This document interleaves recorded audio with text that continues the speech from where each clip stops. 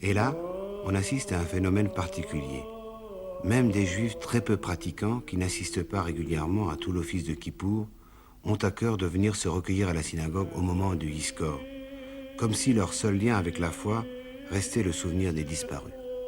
Nous avons demandé au rabbin Zini, rabbin de cette synagogue de Montmartre d'où nous vous parlons, si ce phénomène souvent lié à la déportation continue. Ce phénomène continue et ça ne m'étonne pas du tout. Pour la raison bien simple que c'est un jour où l'on se souvient des êtres chers disparus, indépendamment donc de la journée de Kippour et de son contenu, si l'on ne vient pas délibérément pour se remémorer ce qu'ont été les événements qui ont touché les uns ou les autres, eh bien, tout de même, il reste un moment où les fidèles se regroupent pour partager en commun certainement des souvenirs qui leur sont extrêmement chers. Alors ils sont placés devant le souvenir de ce qui n'est plus. Et si le sentiment de la mort n'est pas délibérément recherché, en tout cas, nul ne saurait ce jour-là, ce jour particulier, ce jour propice, ne saurait échapper à la réflexion sur le sujet. Et sans doute c'est à cause de cela que, face au souvenir et à la mort, au sentiment de ce qui a disparu, on peut être soit silencieux, le sentiment peut être peut-être un peu plus discret ou plus vif selon la proximité des événements. Mais il y a en arrière-plan, il y a un sentiment que, face au Créateur, ce jour-là,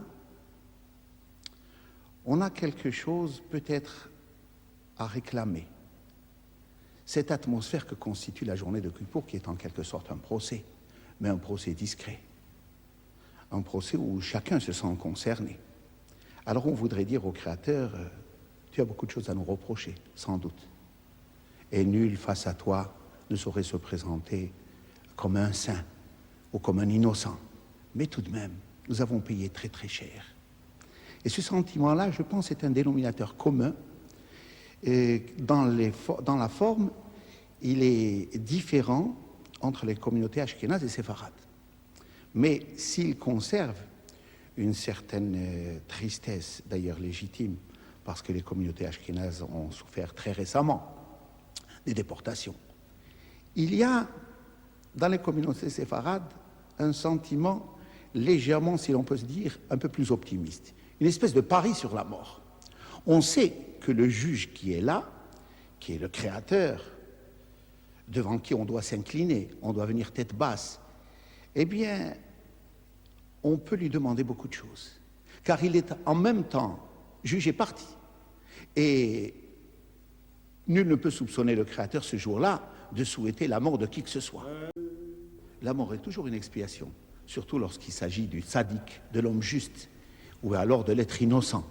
C'est toujours une expiation. Non, mais je veux dire pas une expiation seulement pour celui qui meurt, une expiation pour celui qui reste. Une expiation pour celui qui reste.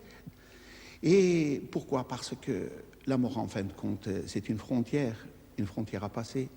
On peut la passer doucement, discrètement, parfois brutalement, dans la souffrance, dans la violence, mais il faut la passer. Et la différence qu'il y a peut-être à un moment de la journée de Kippour entre les communautés ashkénazes et séfarades, c'est cette confiance un peu plus nette. Dans les communautés séfarades, on rappelle un mort de temps à autre, à la montée à la Torah, on le rappelle. Mais on le rappelle comme pour dire à Dieu, tu vois, toi qui n'oublies jamais rien, tu sais que nous avons perdu quelqu'un, tu nous l'as pris, nous n'avons rien dit, nous avons accepté avec sérénité, sans révolte, ce que tu as bien voulu nous arracher. Alors en compensation, tu peux tenir compte de tout cela pour notre destin et notre avenir, le destin individuel, le destin de la famille, de la communauté, du peuple juif. Et c'est cela qui est important. Alors c'est pourquoi j'ai dit tout à l'heure, c'est en quelque sorte la fin de la journée de Kippour présente peut-être un dénominateur commun pour toutes les communautés, c'est que la fin de la journée, et qui est cette journée de Kippour, qui n'a pas son pareil, puisqu'elle miniaturise toute l'existence, à la fois de l'individu dans l'espace et dans le temps, et elle miniaturise en même temps toute l'histoire humaine. Elle se termine par une espèce non seulement de soulagement, mais peut-être d'une confiance illimitée dans le jugement de Dieu.